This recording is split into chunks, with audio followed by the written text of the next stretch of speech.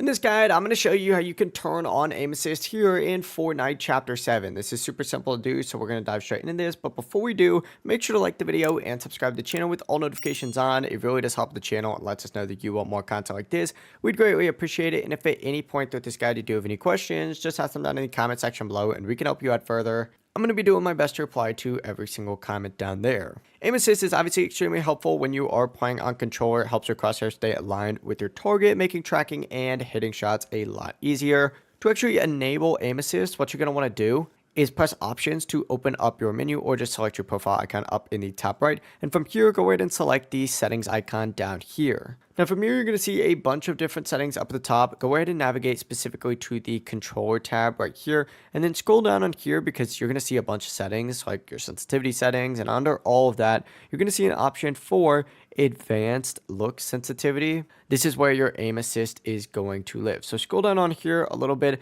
You're going to see ADS section, advanced sensitivity, and look for the precision aim assist strength and the tracking aim assist strength. What you're going to want to do is make sure that both of these are set to 100. If they are anything lower than 100, you're not going to be getting the full aim assist that Fortnite does offer.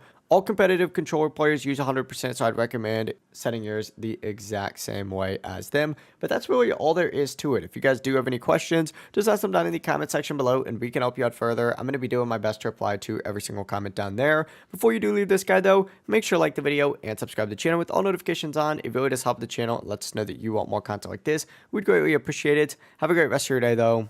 Peace.